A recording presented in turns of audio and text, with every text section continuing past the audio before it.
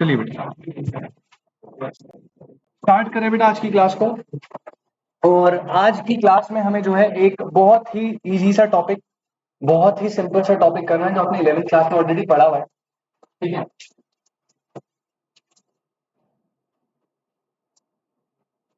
अगर मैं आपसे बात करूं बेटा, हमने अभी तक जो है यूनिट 3 अपना डन कर लिया है। और यूनिट 3 में मैंने आपको 4 टॉपिक्स कराए थे अपने अकॉर्डिंगली। ठीक है, बुक्स में थोड़ा सा चेंज है। मैंने आपको प्रोडक्शन डन करवा दिया, मैंने आपको कॉस्ट डन करवा दिया। आफ्टर दैट हमने रेवेन्यू कर लिया और प्रोड्यूसर्स इक्विलिब्रियम कर लिया। राइट, ये 4 टॉपिक हमने अभी तक डन कर लिए हैं। और आज हमें एक बिल्कुल ही फ्रेश यूनिट पे जाना है। हमारी सेकंड लास्ट यूनिट बची है ये, इसमें आई गेस 3 से 4 क्लास लगेगी इस वाली यूनिट में। छोटी यूनिट है, लास्ट टाइम वाली तो बड़ी थी। और फिर आपकी लास्ट यूनिट बचेगी बिजनेस साइकिल। तो उसके बाद हमारा कोर्स खत्म हो जाएगा, बट हमें फिर वापस से स्टार्ट करना है फर्स्ट चैप्टर से। फिर फर्स्ट और डिमांड एंड सप्लाई ये सब करेंगे। तो बस चलिए, आप मेरे साथ बेटा हेडिंग डालेंगे। आप एकदम फ्रेश यूनिट, यूनिट नंबर 4। और ये जो यूनिट नंबर 4 है बेटा, आपके बुक में तो थोड़ा अलग होगा, फॉर्म्स ऑफ मार्केट, और इसका नाम होगा प्राइस डिटर्मिनेशन, ऐसे कुछ करके। बट हमारे हमारे हिसाब से हम उसे करेंगे। यूनिट नंबर 4 जो है उसका नाम लिखिए forms of market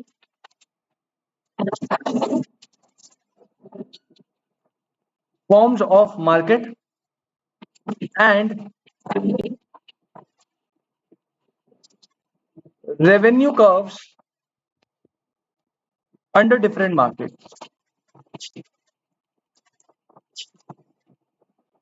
unit number 4 जिसका नाम बेटा forms of market and revenue curves under different market. आप देख सकते हो मैंने जो है इस चैप्टर को, इस यूनिट को 2 फेजेस में डिवाइड करा है। और इन्हीं 2 फेजेस में मैं आपको पढ़ाऊंगा।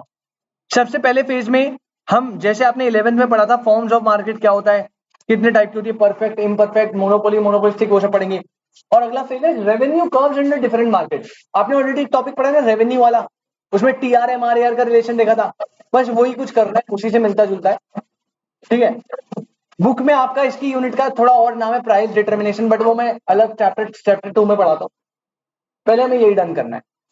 ठीक है, अब इसमें से आज की क्लास में आप सबसे पहले हेडिंग डालो चैप्टर नंबर 1। 2 पार्ट में, तो पार्ट ए को, चैप्टर 1 को डन कर रहे हैं इसके, that is forms of market. Forms of market.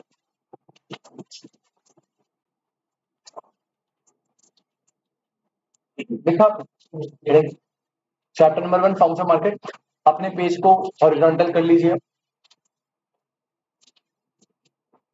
ठीक है, चार्ट ही चार्ट बनेंगे, चार्ट ही चार्ट में खत्म हो जाएगा चैप्टर आपका। हॉरिजॉन्टल आपने कर लिया। अब लाइन के सेंटर में सबसे पहले आप हेडिंग डालो मार्केट। लाइन के सेंटर में आप हेडिंग डालेंगे सबसे पहले मार्केट। सबसे पहली चीज, मार्केट क्या होता है? तो बेटा बहुत सिंपल सा क्वेश्चन है। सरोजनी नगर, लाजपत नगर, पालिका बाजार, ये सब मार्केट है, आपको बताइए। ऐसा कुछ नहीं है जहाँ पे मीट करते हैं, है ना, हाथ वाथ मिलाते, गले वले मिलते हैं, वो होता है मार्केट। ठीक है, थोड़ा सा इसको सही करते हैं, भाई ने सही बोला, थोड़ा सा इनकरेक्ट है बेटा। मार्केट ना, सबसे पहले आपको वर्ड याद रखना है, एक सिस्टम है। मार्केट क्या एक तरह का सिस्टम और मैकेनिज्म, आप कुछ भी बोलो। It is not a place, it is not an area. कोई प्लेस या एरिया नहीं है, ये एक सिस्टम है, एक मैकेनिज्म है, जहां पे बायर और सेलर इंटरैक्ट करते हैं। इंटरैक्ट मतलब ऐसा इंटरैक्ट नहीं और भाई क्या चल रहा है जिंदगी में, और ऐसा इंटरैक्ट नहीं, इंटरैक्ट करते हैं for the purpose of sale and purchase of goods and services. For the purpose of sale and purchase of goods and services. तो आपको 4 बातें याद रखनी है। मार्केट एक सिस्टम या मैकेनिज्म है। क्या बेटा? सिस्टम या मैकेनिज्म, जहां पे बायर और सेलर आपस में क्या करेंगे? इंटरैक्ट। अच्छा, हालचाल पूछने के लिए नहीं sir, for the purpose of sale and purchase किसका? Goods and services. तो मार्केट इज अ सिस्टम और मैकेनिज्म जहां पे बायर एंड सेलर इंटरैक्ट करेंगे for the purpose of sale and purchase of goods and services. ये बात समझ आती है? अब ये लिखिए, मतलब अभी अब मैं लिखवाऊंगा, रुक जाओ। फिर ना बेटा मार्केट को ना आपने 11th क्लास में पढ़ा था, कंपटीशन में 4 कैटेगरी होती है ना, बट अब समझना ये थोड़ा सा ब्रॉड जाएगा, इससे एक क्वेश्चन बनेगा, मैं आपको बताऊंगा कहां से क्वेश्चन बनेगा, बट एक क्वेश्चन यहां से बनेगा। मार्केट को हम 6 कैटेगरी में डिवाइड करते हैं। कितनी कैटेगरी में? 6, अलग अलग बेसिस पे। सबसे पहला basis on the basis of nature of transaction, on the basis of time, on the basis of volume, on the basis of regulation, ऐसे करके मल्टीपल आएंगे। और एक टाइप होता है 6 type, that is on the basis of competition, जो आपने 11th में पढ़ा था। आपने बस क्या पढ़ा था? परफेक्ट इम्परफेक्ट ऐसे करके पढ़ा था ना, तो वो होता है on the basis of competition. तो मार्केट को हमने 6 बेसिस में डिवाइड करा है, उसमें से last basis is on the basis of competition. और on the basis of competition हमने 4 कैटेगरी पढ़ी थी, परफेक्ट कंपटीशन, इम्परफेक्ट में मोनोपोली, मोनोपोलिस्टिक, ओलिगोपोली। तो 11th क्लास में आप जो मार्केट पढ़ते थे, वो मार्केट क्या थी? On the basis of competition, on the basis of. ऐसे ही हमें 5 कैटेगरी और पढ़नी है आज की क्लास में, ठीक है? और इतना डेप्थ में नहीं, आपके पूरे सिलेबस में on the basis of competition ही है जिससे मेन है, बट जहां से क्वेश्चन अदर चीजों से बन सकते हैं वो मैं बस मार्क करा दूंगा, जितना बनाऊंगा आपको उतना याद रखना है। देख क्या रहे, क्या चेक कर रहे थे भाई? जल्दी आओ, गेट बंद कर दो भाई प्लीज। चलिए, तो आपने हेडिंग डाली भाई, चैप्टर वैप्टर देख लो, नया चैप्टर चल रहा है, forms of market, horizontal page कर लिया, लाइन के सेंटर में मार्केट डाल दिया। पहले डिवीजन से पहले ना अपन डेफिनेशन लिख लेते, जो आपको बताइए, याद है ना डेफिनेशन? मार्केट क्या है? सिस्टम और मैकेनिज्म, जहां पे बायर और सेलर क्या करेंगे? For the purpose of good purchase and of goods and services. तो लिखेंगे छोटी सी डेफिनेशन, इट इज, हाँ हॉरिजॉन्टली 2 लाइन लिख लियो, it is a system oblique mechanism, horizontally लिख लेना, it is a system oblique mechanism where buyer and seller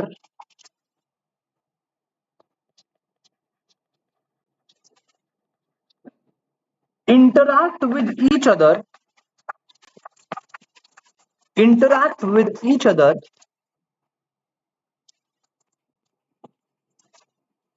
to buy and sell a commodity, to buy and sell a commodity at a given price, at a given point of time, at a given price, at a given point of time। Market एक system और एक mechanism है जहां पे buyer and seller interact करते हैं commodity यानी goods and service के बाय एंड सेल के लिए, eight a given price, at a given point of time. इतना समझ आता है बेटा? अब इस मार्केट को आप 6 कैटेगरीज में डिवाइड करेंगे, जल्दी से मेरे साथ साथ। हमें बस ओवरव्यू लेना है। हमारे सिलेबस में भी 11th की तरह बस एक ही पार्ट है, on the basis of competition, but बाकी बेसिस का एक ओवरव्यू आपको लेना है, क्योंकि इसमें से एक क्वेश्चन बनेगा, ठीक है? सबसे पहले लाओ, मार्केट को डिवाइड करा ऑन द बेसिस ऑफ, पहला पॉइंट है nature of transaction, nature of transaction, इसे ही इंपॉर्टेंट बना दो, सबसे पहला क्वेश्चन इसी से बनता है, नेचर ऑफ ट्रांजैक्शन। मार्केट को सबसे पहले डिवाइड करा on the basis of nature of transaction. अभी क्या है इसको देखेंगे, बट पहले बस लिखते रहो। सेकंड कैटेगरी बेटा, मार्केट को हम डिवाइड करते हैं on the basis of area. Second category है on the basis of area. Third है on the basis of regulations. Fourth on the basis of time. इसको भी इंपॉर्टेंट नोट कर लो, इसमें से कैसे क्वेश्चन आएगा बताऊंगा। 2 ही इंपॉर्टेंट है भाई, मतलब अदर में कंपटीशन वाला तो इंपॉर्टेंट है, उससे तो आएगा ही, वो तो 11 में भी पढ़ा था। यहाँ पे 2 इंपॉर्टेंट है, एक है नेचर ऑफ ट्रांजेक्शन और एक है टाइम। अब दोनों से क्वेश्चन कैसा बनेगा वो मैं बताऊंगा आपको, बट टाइम वाले पे आओ। Second last on the basis of volume. On the basis of volume तो आप सबने सुना होगा, सुने? दो तरह की होती है, होलसेल और रिटेल, है ना? वो on the basis of volume हम डिवाइड करते हैं। होलसेल में जो ट्रांजेक्शन होते हैं आपको पता है बल्क में होते हैं, हाई वैल्यू के, है ना? बड़े बड़े ट्रांजेक्शन होते हैं, इकट्ठा खरीदते हो आप, उसमें पर यूनिट का प्राइस क्या होता है? कम। रिटेल में आप छोटे ट्रांजेक्शन करते हो विद लो वैल्यू, लेकिन पर यूनिट का प्राइस आपको क्या पड़ता है? ज्यादा। और लास्ट जो आपने 11th क्लास में जिसमें आप प्रो हो, मास्टर हो, वो है on the basis of competition. तो इस बार भी हमें on the basis of competition पे ही पूरा फोकस करना है बेटा, लेकिन हमें इन अदर कैटेगरीज को भी देखना है। तो मेरे हिसाब से पहले ये क्लियर है, ठीक है? फिर से रिपीट करो, मैंने आपको सबसे पहले मार्केट का मतलब बताया। मार्केट का मतलब है एक सिस्टम और मैकेनिज्म जहां पे बायर और सेलर आपस में इंटरेक्ट करेंगे कमोडिटीज या गुड्स एंड सर्विस के सेल एंड परचेज के लिए eight a given price at a given point of time. Market को हमने 6 कैटेगरी में डिवाइड करा है, on the basis of nature of transaction, on the basis of area, regulation, time, volume and competition. Start करें, आप साथ के साथ लिखते रहना। सबसे पहला नेचर ऑफ ट्रांजेक्शन, मुझे अभी भी याद है, मेरे फाउंडेशन में भी इससे क्वेश्चन आया था, अच्छे से याद है मुझे, स्पॉट मार्केट का आया था। अब ऐसा नहीं तुम्हारे में भी आ जाए, बट आ सकता है बेटा। नेचर ऑफ ट्रांजेक्शन में ना मार्केट दो टाइप की होती है, तो इसके अंदर लिखो पहला, एक होती है सर स्पॉट मार्केट। ये तुमने पढ़ा है रे, 12th क्लास में पढ़ा है, 12th क्लास, 12th पढ़ी है ना तुमने? ऑनलाइन वाले बच्चे हो? अच्छा अच्छा, भूल जाता हूँ ना मैं तुम। हाँ, 12th में आपने एक टॉपिक पढ़ा था, balance of payment and foreign exchange. नाम तो सुना होगा यार, झूठ मत बोलो, नाम सुना है ना? सच बताना, शर्म भी नहीं आ रही बिल्कुल भी, कह रहा हाँ नाम तो सुना है सब। हाँ नाम सुना है ना, उसमें फॉरेन एक्सचेंज में ये पढ़ाता हूँ मैं 12th में, बट कोई नहीं, अब सुन लो। एक होता है स्पॉट मार्केट, और सर एक होता है फॉरवर्ड मार्केट। एक होता है स्पॉट मार्केट और एक होता है फॉरवर्ड मार्केट। किसमें? ये कैटेगरी डिवाइड है नेचर ऑफ ट्रांजेक्शन में। अब ये क्या होता है सर? बेटा नेचर ऑफ ट्रांजेक्शन में जो स्पॉट मार्केट होता है, फॉरवर्ड मार्केट होता है। स्पॉट मार्केट, स्पॉट मार्केट एक ऐसा मार्केट है जहां पे transactions, deliveries on the spot होती है। कैसे होती है? On the spot. मैं आज शॉप पे गया बाहर, किसी भी मार्केट में, एक हाथ से पैसा लिया, एक हाथ से गुड्स एंड सर्विस ले लिए, तो यहाँ पे ट्रांजेक्शन कैसे हो रहा है? On the spot, spot market. Forward market में transaction and deliveries takes place on a future date. आप Amazon या किसी भी शॉपिंग ऐप से मंगाते हो सामान, लेट्स अज्यूम आपने पेमेंट भी प्रीपेड कर दी, पहले पे कर दिया, बट डिलीवरी अभी मिलेगी on a future date. Future date, it is a forward market. तो नेचर ऑफ ट्रांजैक्शन में दो है। अगर नेचर ऑफ ट्रांजैक्शन ऐसा है कि ट्रांजैक्शन करंट हो रहा है, ऑन द स्पॉट हो रहा है, डिलीवरी एंड ट्रांजैक्शन, तो वो कौन सी मार्केट है? स्पॉट। अगर ट्रांजैक्शन या डिलीवरी हो रही है ऑन अ फ्यूचर डेट, तो कौन सी है? फॉरवर्ड। अब आपको क्वेश्चन आएगा, मुझे भी याद है मेरे फाउंडेशन में ऐसे कुछ आया था कि ऐसी मार्केट जिसमें ट्रांजैक्शन टेक प्लेस करते हैं ऑन द स्पॉट या करंट ट्रांजैक्शन अगर करते हैं, ऐसी मार्केट को क्या बोलते हैं? ए स्पॉट, रेगुलेटेड, फॉरवर्ड, या बी कुछ भी ऐसा बकवास कर देगा। तो ऑन द स्पॉट वाली को क्या बोलते हैं? Spot, on a future date को फॉरवर्ड। समझ आता है बात? हाँ जी। हाँ, बट इसमें ना अब देख, ये ना थोड़ा सा फैक्टर हो जाता है, इसमें अजम्पशंस लेके चलते हैं, इसको भी ना अपन स्पॉट मार्केट में एज्यूम करेंगे। अब भाई ने क्वेश्चन अच्छा उठाया कि सर स्विगी और जोमेटो तो हमें 30-20 मिनट्स कब होता है? बेटा वो ना हम एज्यूम कर सकते हैं एक रीजनेबल टाइम होता है। कई बार गुड्स को डिलीवरेबल स्टेट में लाने के लिए कुछ रीजनेबल अमाउंट ऑफ टाइम तो आपको देना पड़ेगा। अब ऐसे तो ये समझ ले, ये गया बाहर दुकान, सोप लेने लेट्स अज्यूम, और इसने पैसे पहले पकड़ा दिए, और भैया वहां से शेल्फ से निकाल के 3 मिनट तक आते आते लग गए, तेरे हाथ में 3 मिनट बाद रखा। तो तू कहेगा भैया ये तो स्पॉट मार्केट नहीं है, हमारे सर ने तो बढ़ाता, हम ऐसे पैसे देंगे, ऐसे हाथ में साबुन आएगा अपने आप। तो वहां पे भी तो 3 मिनट लग रहे हैं ना। तो जोमेटो स्विगी में भी हम इसे स्पॉट ही कंसिडर करेंगे, क्योंकि वहां पे हम अज्यूम करेंगे कि फूड को प्रिपेयर होने में एक रीजनेबल अमाउंट ऑफ टाइम तो लगेगा ही। बट जब मैं बात करूं ऐसे फॉरवर्ड कॉन्ट्रैक्ट, लाइक मैंने आपको ऑर्डर दे दिया, है ना, 100 किलो चावल बना के लाने हैं 3 दिन बाद, एक कॉन्ट्रैक्ट फॉर्म कर लिए बात के लिए। अब ये क्या बन जाएगा? खाना वही है, बट अब तो हमें दिख रहा है ना सब्सटेंशियल अमाउंट ऑफ टाइम है 3 दिन बाद, अभी फॉरवर्ड बन जाएगा। चलिए, स्पॉट मार्केट में थोड़ा थोड़ा लिखना है बस। इसमें लिखो भाई, delivery takes place on the spot.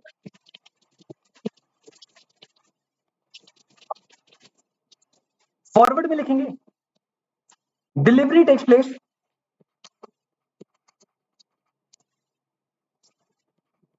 Delivery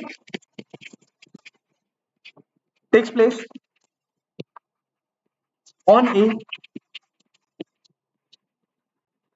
future date, delivery takes place on a future date. Nature of transaction clear है पक्का? ऑनलाइन वाले बच्चों बेटा आपको कोई डाउट? विवेक, अवन, छवि, दिया, जतिन भाई, हर्ष, पिता, सही है भाई। किसी को डाउट हो प्लीज ऑन द स्पॉट बता दीजिएगा। बढ़िया, बहुत बढ़िया, बहुत बढ़िया। एरिया पे आ जाओ बेटा। बेटा जितना बता रहा हूं बस आपको नाम नाम देखने हैं, कोई पंगे नहीं लेने।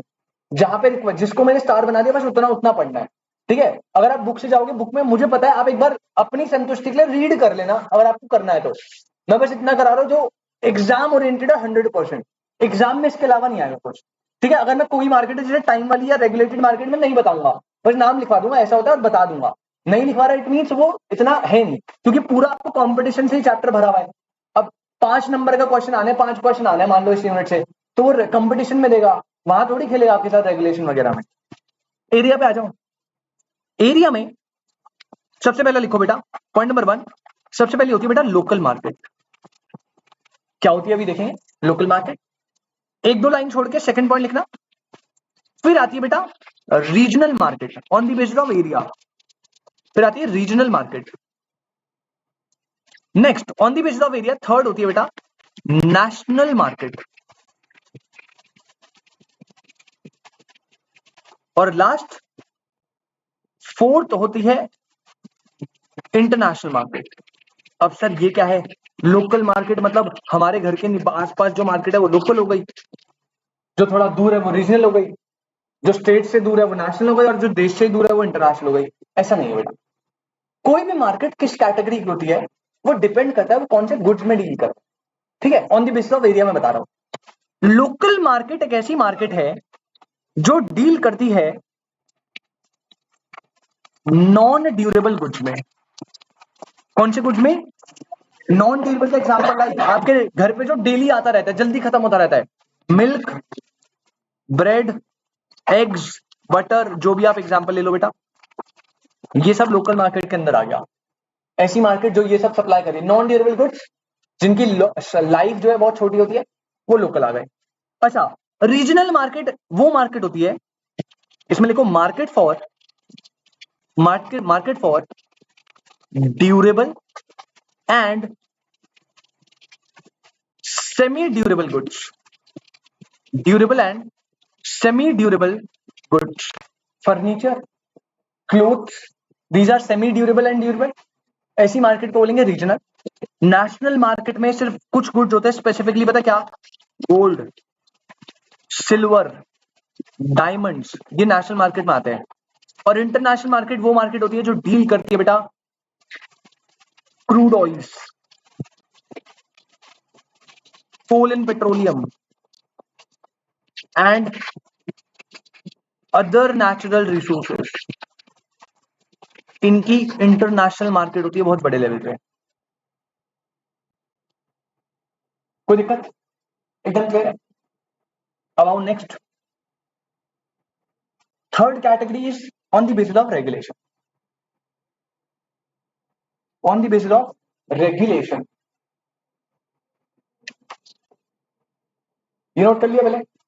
लोकल वाले में नॉन ड्यूरेबल, रीजनल वाले में durable and semi durable, national में गोल्ड, सिल्वर, डायमंड, ये सब हो गया, और यहाँ पे क्रूड ऑयल्स, कोल, पेट्रोलियम, अदर नेशनल रिसोर्सेज। सही है। नेचर ऑफ ट्रांजेक्शन में स्पॉट और फॉरवर्ड डन। सेकंड आपका कौन सा हो गया? एरिया में local, regional, national, international. Third category है आपकी रेगुलेशन के बेसिस पे। बेटा on the basis of regulation market दो टाइप की होती है। सबसे पहला लिखेंगे रेगुलेटेड, और 2 से 3 लाइन छोड़ के अनरेगुलेटेड।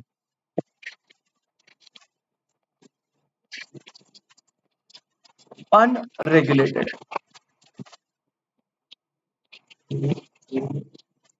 रेगुलेटेड और अनरेगुलेटेड। ये वर्ड तो आपने सुना होगा, रेगुलेटेड मार्केट। इंडियन इको में पढ़ते थे आप बहुत ही।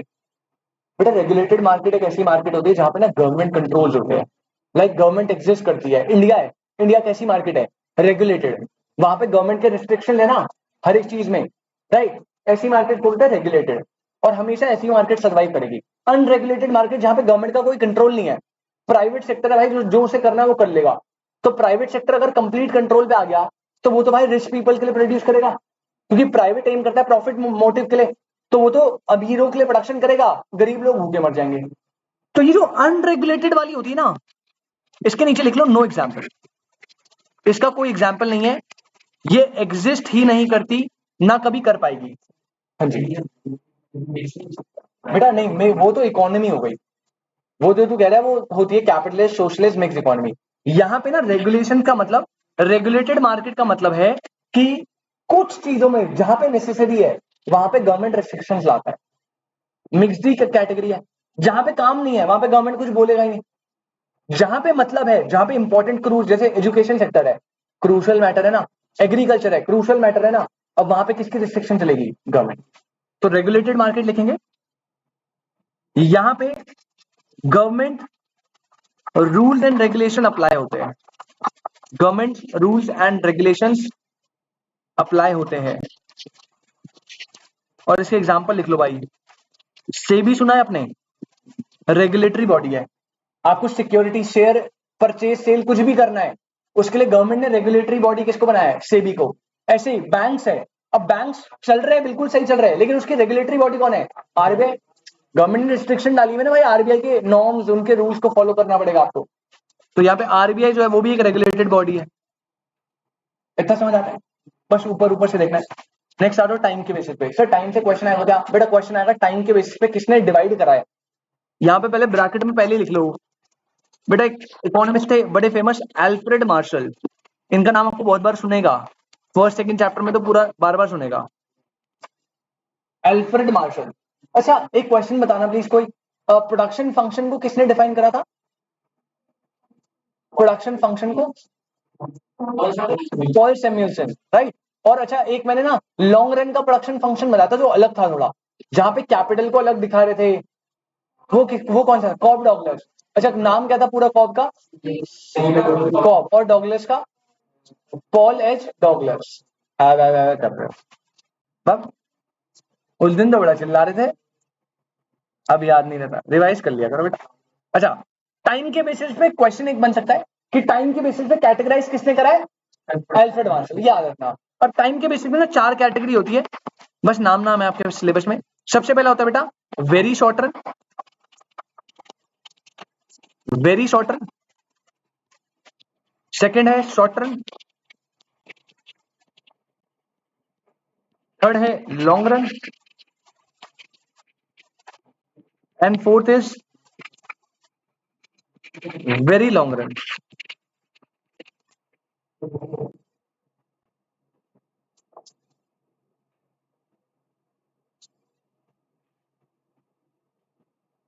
नेक्स्ट है वॉल्यूम के बेस पे, इसमें 2 कैटेगरी है। सबसे पहला लिखो wholesale market,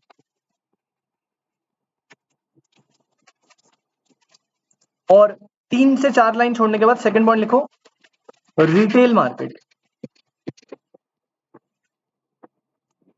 wholesale market, retail market. देखो भाई पता है आपको ऑलरेडी बेटा, होलसेल मार्केट में ये जो है ये होती है मार्केट फॉर रिटेलर्स। ये क्या होती है? मार्केट फॉर रिटेलर्स, मतलब जहां से रिटेलर्स परचेस करते हैं। और जो रिटेल मार्केट होती है ना बेटा, वो होती है market for ultimate consumer. Market for ultimate consumer, हमें परचेस करना है, हम जाएंगे रिटेल मार्केट में, रिटेलर को परचेस करना है, वो कहां जाएगा? होलसेल मार्केट में। ये तो बेसिक बात है, बचपन से आपको पता ही होगी। होलसेल में सेकंड लिखो बेटा, यहां पे ना हाई वैल्यू में ट्रांजेक्शन होते हैं। किसमें? High value. लेकिन पर यूनिट का जो वैल्यू होता है, पर यूनिट, वो क्या होता है? लो, क्योंकि आप बल्क में ट्रांजेक्शन करते हो ना। थर्ड पॉइंट लिख लो बल्क ट्रांजेक्शन। ट्रांजैक्शन बल्क में होते हैं, टोटल अमाउंट बहुत ज्यादा होती है, लेकिन पर यूनिट जो अमाउंट होती है वो कम आती है, क्योंकि आप ज्यादा खरीद रहे हो। रिटेल मार्केट में लो वैल्यू ट्रांजैक्शन होते हैं, लेकिन पर यूनिट की जो वैल्यू है वो कस्टमर को ज्यादा देनी पड़ती है। और लास्ट यहाँ पे जैसे वहां बल्क होते हैं, यहाँ पे कैसे होते हैं? Small transaction. पहले बताइए यहां तक कोई दिक्कत? भाई बिल्कुल बेसिक चीज है, कुछ इतना कुछ टेक्निकल है नहीं, सब आपको ऑलरेडी पता ही होगा, नहीं पता तो आराम से आप सुनोगे समझ आ जाएगा। ऑनलाइन वाले बच्चों बेटा यहां तक कोई दिक्कत? दिया, हर्ष, जतिन, निकिता, विवेक, अमन, बहुत बढ़िया भाई, बहुत बढ़िया। तो यहाँ पे हमने मार्केट को पूरा कैटेगराइज कर लिया 5 सेगमेंट में। पहले जल्दी से यहां तक नोट करो, यहां तक क्लियर है? सबसे पहले मार्केट की डेफिनेशन देखी। मार्केट क्या, एक सिस्टम और मैकेनिज्म जहां पे बायर और सेलर क्या करेंगे, interact for the purpose of sale and of goods and at a given price at a given point of time. Market को 6 कैटेगरी में डिवाइड करा। सबसे पहला ट्रांजैक्शन था, नेचर ऑफ ट्रांजैक्शन। कितने टाइप की होती है बेटा? 2, स्पॉट एंड फॉरवर्ड। यहाँ पे डिलीवरी कैसे होती है, on the spot, delivery takes place on a future day. Second बोला on the basis of area, area के बेसिस पे कितने, local, regional, national, international. Local में कौन से durable, durable, non durable, non durable, कौन से गुड, नॉन ड्यूरेबल। रीजनल में durable and semi durable. National में गोल्ड, सिल्वर, डायमंड, और वहां पे रिसोर्सेज का होता है कोल, पेट्रोलियम, ये सब। थर्ड था बेटा on the basis of regulation, regulated और अनरेगुलेटेड। रेगुलेशन में गवर्नमेंट रेगुलेशन अप्लाई होती है, गवर्नमेंट कंट्रोल, गवर्नमेंट रिस्ट्रिक्शन होते हैं। अनरेगुलेटेड मार्केट जहां पे गवर्नमेंट का कोई रिस्ट्रिक्शन नहीं होता और ये कभी एग्जिस्ट नहीं करती, राइट। उसके बाद on the basis of fourth पे है टाइम। बेटा टाइम के बेसिस पे किसने दिया था, एल्फ्रेड मार्शल। किसने दिया था, एल्फ्रेड मार्शल। कितनी category, short run, very short run, long run, very long run. इतना समझ आता है? फिर फिफ्थ वॉल्यूम के बेसिस पे होलसेल, रिटेल। होलसेल मार्केट होती है रिटेलर की, हाई वैल्यू ट्रांजेक्शन होते हैं, बल्क ट्रांजेक्शन होते हैं, पर यूनिट की वैल्यू क्या होती है, कम। रिटेल जो होती है market for ultimate consumer, and user जिसे बोलते हैं। सेकंड मैंने आपको बताया यहाँ पे स्मॉल ट्रांजेक्शन होते हैं, low value, but per unit value क्या होती है, हाई। ये समझ आता है बेटा? यहाँ तक कोई दिक्कत, एकदम क्लियर है, वेरी गुड। लास्ट आ जाइए आप on the base of competition, जो मैंने आपको रेवेन्यू में पढ़ाया है। याद है आपको, रेवेन्यू में दो टाइप होता है, परफेक्ट और इम्परफेक्ट। परफेक्ट में in order to sell more, price को चेंज, यानी परफेक्ट में प्राइस हमेशा क्या रहता था, कांस्टेंट। इम्परफेक्ट में in order to sell more आपको प्राइस को क्या करना है, रिड्यूस, यानी प्राइस क्या होगा, चेंज। तो बेटा कंपटीशन के बेसिस पे आप कैटेगराइज करो, नंबर 1 परफेक्ट कंपटीशन,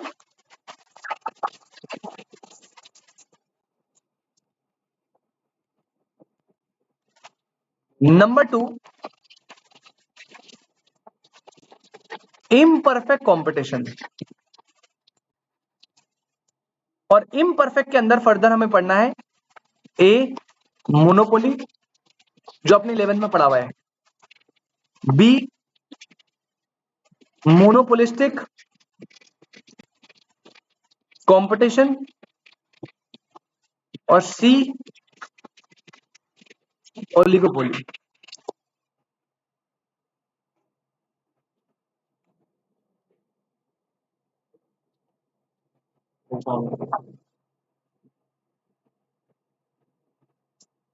बेटा मेरे हिसाब से चैप्टर का ओवरव्यू आपको मिल गया है, ठीक है। अब हमारे सिलेबस में जो इन डेप्थ है वो कंपटीशन वाला ही, जो आप 11 में पढ़ते हो। पहले ऑनलाइन वाले बच्चों आप बताइए प्लीज, यहां तक किसी को कोई डाउट, जल्दी बताओ भाई। ऑनलाइन, ठीक है, ठीक है। हो गया भाई। अब एक फ्रेश पेज निकालो, अगला फिर से उसे हॉरिजॉन्टल कर लो। ओलिगोपोली, मोनोपोलिस्टिक कंपटीशन और ओलिगोपोली।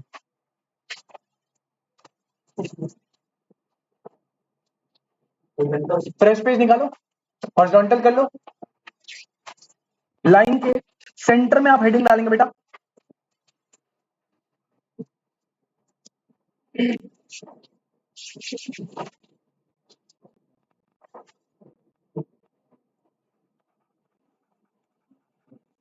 Forms of market. लेकिन इस बार जो मैं फॉर्म्स ऑफ मार्केट पढ़नी है वो एक्सक्लूसिवली लिख लो, on the basis of competition.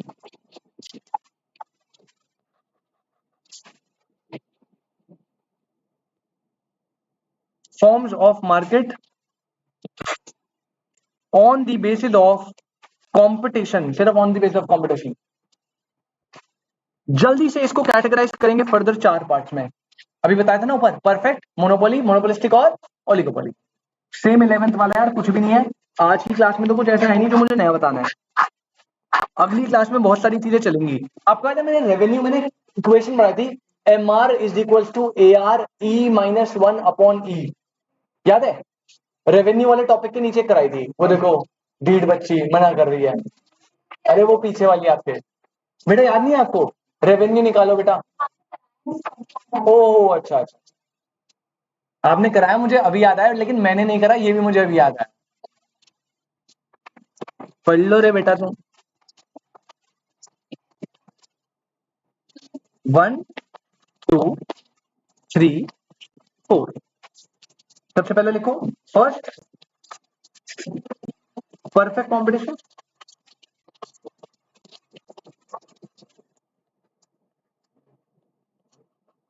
Second लिखो बेटा मोनोपोली, थर्ड लिखो मोनोपोलिस्टिक कंपटीशन,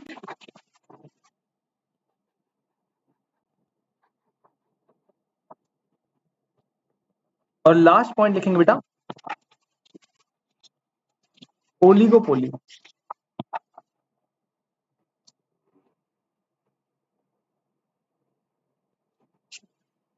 मुझे पता है आपको इनका कुछ कुछ तो आइडिया होगा ऊपर ऊपर से, ठीक है? नहीं है बिल्कुल भी, कोई दिक्कत नहीं। सबसे पहले आओ परफेक्ट कंपटीशन। बेटा परफेक्ट कंपटीशन अभी तक आपने इतना पढ़ा है कि एक ऐसी मार्केट होती है जहां पे प्राइसेस हमेशा क्या रहते हैं, कांस्टेंट, तो प्राइस चेंज नहीं होते, ठीक है? इसके अलावा ना परफेक्ट कंपटीशन के और भी अदर फीचर्स होते हैं। तो अगर आपसे कोई पूछे परफेक्ट कंपटीशन अब क्या होता है, तो आप बोलोगे सर परफेक्ट कंपटीशन एक ऐसी मार्केट है जो इन लिखे गए फीचर्स को फुलफिल कर दे। अगर सारे फीचर आपने फुलफिल कर दिए तो आप कौन सी मार्केट हो, परफेक्ट। सर कौन से फीचर, तो आप पहले बिना कुछ सोचे हेडिंग डालो परफेक्ट कॉम्पिटिशन में फीचर्स। एक ऐसी मार्केट जो सारे फीचर्स को फुलफिल कर दे वो परफेक्ट बन जाएगी। सर परफेक्ट कॉम्पिटिशन के फीचर क्या है, लिखो भाई नंबर 1, सबसे पहला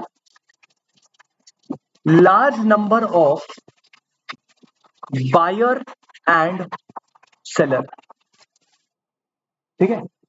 large number of buyer and seller, इसके नीचे एक से थोड़ा सा स्पेस छोड़ देना, थोड़ा सा, मतलब जिसमें एक दो लाइन लिख जाओ। सेकंड पॉइंट लिखो large number of buyer and seller के बाद होमोजीनियस प्रोडक्ट्स। आराम से लिखते रहो, कोई टेंशन नहीं है, बिल्कुल आराम से। अभी मैं कुछ नहीं समझा रहा, बस लिखवा रहा हूं। Large number of buyer and seller, second लिखेंगे आप होमोजीनियस प्रोडक्ट। बेटा थर्ड कैटेगरी आप बनाएंगे इसके नीचे भी दो लाइन छोड़ के, देख लेना जितना स्पेस मैं छोड़ रहा हूं, मतलब इतनी लाइन छोड़ देना जिसमें एक दो लाइन आ जाए, ठीक है ना? अगर जिसमें ज्यादा छोड़ूंगा इसका मतलब ज्यादा स्पेस छोड़ना है। थर्ड है बेटा free entry and exit of firms, इसको स्टार बना लेना, और इसके नीचे 3 लाइन तक का स्पेस छोड़ना है, थोड़ा ज्यादा।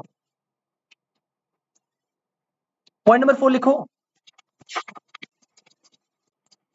Uniform price. अच्छा ये वाला तो आपको ऑलरेडी पता था, यहाँ पे प्राइसेस कांस्टेंट होते थे ना, तो यूनिफॉर्म प्राइस आपको एक ऑलरेडी पता है। पॉइंट नंबर 5 पे आओ, इसमें कोई लाइन छोड़िए। Point number 5 perfect knowledge about the market, और लास्ट बिल्कुल इसी के नीचे लिखना, कोई लाइन छोड़े बिना, लिखो परफेक्टली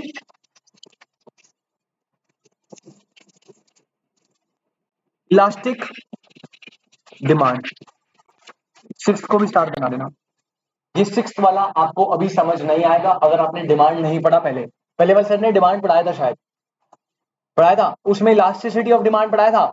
इलास्टिसिटी में एक टॉपिक होता है डिग्री ऑफ इलास्टिसिटी, 5 कैटेगरी होती है, perfectly elastic, perfectly elastic, unitary, elastic और रिलेटिवली मोर इलास्टिक, ऐसा पढ़ाया था कुछ? नालायक हो तुम चार। अब आगे क्या बोलूं, पूरा टॉपिक ही बता दिया, अब कह रहा आगे बोलो। हाँ मतलब उसका काम है कुछ, अगले जब हम डिमांड पढ़ेंगे तब अच्छे से मैं करेक्ट कर दूंगा आपको यहाँ से दोबारा आके, पर अभी के लिए मैं समझा दूंगा। चलो ये 6 पॉइंट लिखे, क्या मैंने अभी तक कुछ समझाया नहीं, बस मैं लिखवा रहा हूँ तीनों। पहले हम 3 स्टार्टिंग के लिखेंगे और फिर मैं आपको एक कंपैरिजन दे दूंगा बढ़िया वाला, एक एक एग्जांपल, सब आपको समझ आ जाएगा। बेटा सबसे अच्छी बात है 11th में टॉपिक आता था लिखने के लिए कि फ्री एंट्री एंड एग्जिट बताओ, आपको कभी ऐसा नहीं आएगा, आपको आएगा which of the following is not a feature of monopoly. तो आपको बस फीचर ओवरव्यू करने हैं और जहां जहां उनकी इंप्लीकेशन होगी वहां मैं लिखवा दूंगा। तो आपको ऐसा आएगा इनमें से कौन सा फीचर है कौन सा नहीं है, आपको फीचर्स को गो थ्रू करके जाना है बस। ठीक है, चलिए बिना कुछ समझाए परफेक्ट कॉम्पिटिशन में मैं सीधा आगे बढ़ गया किसमें, आप मोनोपोली। आप मोनोपोली आइए प्लीज। बेटा मोनो जो वर्ड है ना, मोनो, मोनो मतलब होता है सिंगल, जो तुम लोग रहोगे हमेशा। पोली मतलब जो होता है बेटा क्या, डबल, मैरिड, सेलर। मतलब ये ऐसे समझो सेलर तुम लोग हो, सेलर कौन है, तू सेलर है, और सेलर क्या है यहाँ पे, कह रहा ये तो नहीं भूलूंगा सर, ये तो आपने दुखती रख पे हाथ रख दिया। दिल बेच रहा है बेटा अपना, पर वो खरीदने वाला नहीं है। अरे मिला करो, गुड्स बेच रहा है, अभी देखेंगे। मोनो मतलब सिंगल, पोली मतलब seller. It is a market where जो सेलर है वो क्या है, सिंगल। रिलेशनशिप स्टेटस नहीं दे रहा बेटा मैं उसका, मतलब मार्केट में वो सिंगल है, बेचने वाला अकेला है। अच्छा आपने ना इसका एग्जाम्पल पता है कहाँ पढ़ा था बेटा, इसका एग्जाम्पल आप एक ही है इंडिया में, तो इंडियन रेलवे। इंडियन रेलवे एक लौती मोनोपोली है, और तो एक दो और अभी थोड़ी धीरे धीरे स्टैब्लिश हो रही है, बट एग्जैक्ट मोनोपोली पे आई नहीं है अभी। इंडियन रेलवे मोनोपोली है। इंडियन रेलवे जो है उसे गवर्नमेंट के अलावा और कोई चला नहीं सकता। अगर आप आज चाहते हो कि मेरे पास बहुत पैसा है, मैं अपना ट्रैक बिछाऊंगा, अपनी रेल चलाऊंगा, तो ऐसा पॉसिबल नहीं है। अब मुझे नहीं पता आपकी नॉलेज कितनी अच्छी है, आप ना 12th क्लास में इंडियन इको पढ़ते थे ना, वहां पे एक चीज आती थी इंडस्ट्रियल पॉलिसी रेजोल्यूशन। सुना आपने ऐसा कुछ, इंडस्ट्रियल पॉलिसी रेजोल्यूशन पढ़ाते थे। 3 शेड्यूल होते हैं, schedule A industry, schedule B, schedule C. Schedule A industry में 17 इंडस्ट्रीज आती है, 17 इंडस्ट्रीज आती है जो ना एक्सक्लूसिवली गवर्नमेंट होती है। हाँ, शेड्यूल बी में 12 इंडस्ट्रीज जो प्रोग्रेसिवली होती है, मतलब प्राइवेट आ तो सकता है लेकिन चलेगी गवर्नमेंट की। और बाकी जो अदर इंडस्ट्री होती है ना, चाय वाय मट्ठी वट्ठी की दुकान लगानी है, वो गवर्नमेंट ने बोला आप प्राइवेट को दे दो, वो बना लो आराम से। तो रेलवे जो है ना वो शेड्यूल ए इंडस्ट्री में आता है, वहां पे और कोई एंटर नहीं हो सकता। तो मोनोपोली का इकलौता एग्जाम्पल है। चलो 2 मिनट का ब्रेक है, आप जल्दी से एक बार गो थ्रू कर लो सबसे, कोई डाउट हो तो पूछ लो, वरना फिर आपको बताइए मैसेज करना होता है आप सबको, कर लो वाला मैसेज। मोनोपोली पे जाते हैं अपन।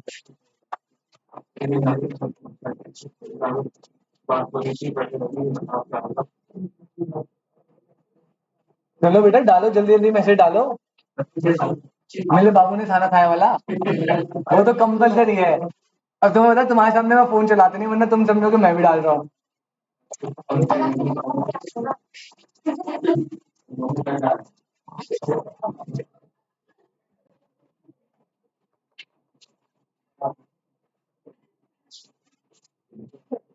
गंदे इंसानों।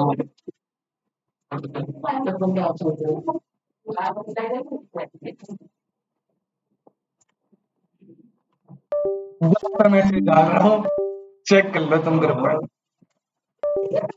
ओहो,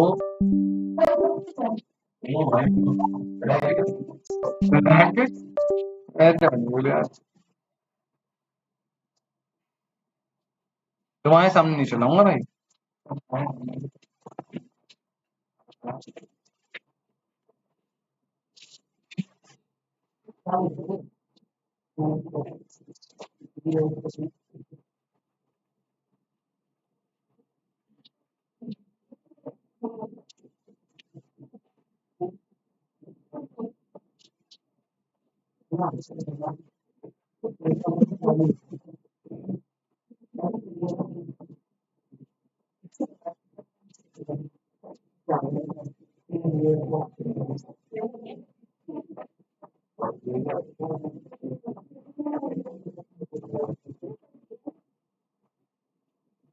आज इसकी बहन नहीं आई, आ रही है, तुम तो कह रहे थे आधे घंटे में आ जाएगी।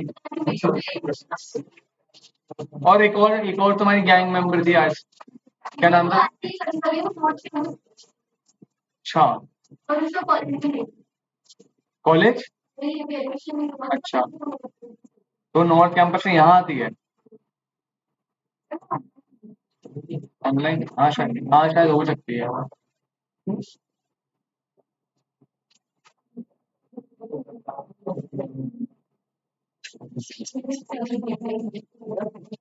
यार इसने भी अलग सर दर्द कर रखा है यार। यार इसका, अबे इसका सब्सक्रिप्शन भी बेकार है ना, कुछ काम का नहीं है। MS ऑफिस क्या? MS ऑफिस में मीटिंग होती है, उसमें मीटिंग मैंने नहीं देखी कभी। गूगल मीटिंग है बट वो तो और भी मतलब वो सही है, उसमें 40 मिनट्स में एंड नहीं होती, बट ड्रामा है उसमें, एंड नहीं होती गूगल मीट पे भी, बट उसमें ना मुझे अच्छा नहीं लगता, सही नहीं, स्मूथ नहीं चलता।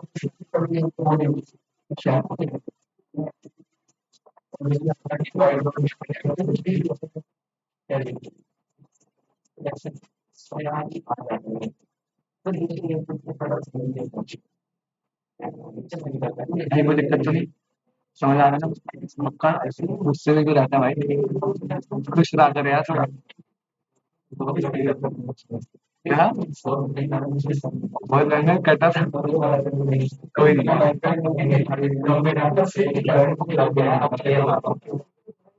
मैं समझ सकता हूँ भाई डर।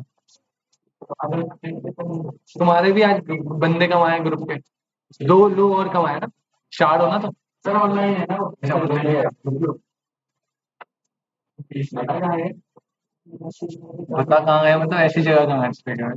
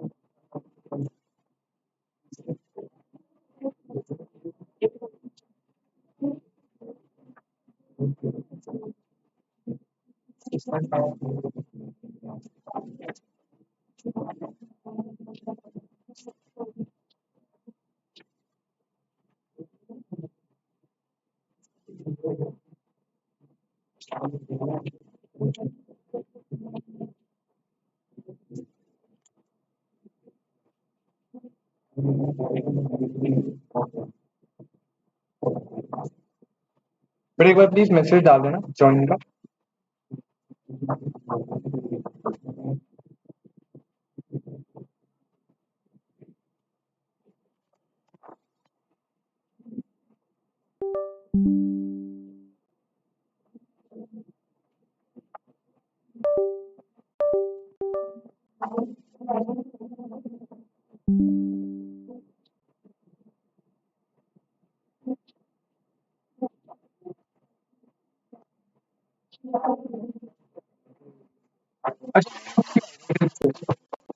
ठीक है, लिखना स्टार्ट करें फिर से। अभी कुछ नहीं समझना, सिर्फ लिखना है। मोनो मतलब आपको बता दिया सिंगल, पोली मतलब सेलर। तो ये एक ऐसी मार्केट है जहां पे बायर तो लार्ज है, बट जो बेचने वाला सेलर है वो क्या है? सिंगल। और इसका एग्जाम्पल क्या हो गया? इंडिया में रेल। अच्छा, अब इसके फीचर्स पे आते हैं। हेडिंग डालो फीचर्स।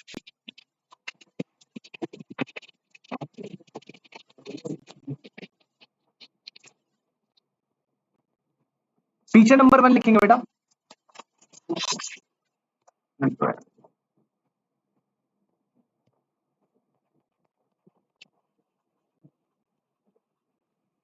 फीचर नंबर 1 लिखो। सबसे पहला, large number of buyer and single seller. Large number of buyer है बट सेलर क्या है बेटा? सिंगल। अच्छा, आप कंपेयर करोगे वहां पे, तो वहां पे क्या था? Large number of buyer and seller, दोनों ही लार्ज थे, बट यहाँ पे सेलर सिंगल। सेकंड पॉइंट, नहीं यहाँ पे नहीं, एक छोड़ देना, थोड़ा सा गैप अगर छोड़ना, अदरवाइज नहीं। वहां पे प्रोडक्ट कैसा था? होमोजीनियस। अभी क्या होता है मैंने नहीं बताया, बट यहाँ पे बस आप ऐसे लिख लो, नो क्लोज सब्सटीट्यूट। यहाँ पे प्रोडक्ट ऐसा है जिसका नो क्लोज सब्सटीट्यूट है। प्लीज दिमाग में कुछ मत लाना, अब बस आराम से लिखो। ये दो तो एटलीस्ट लिखवा दो, उसके बाद बात करेंगे। पॉइंट नंबर 3 लिखो, वहां पे बेटा एंट्री और एग्जिट कैसी थी, फ्री।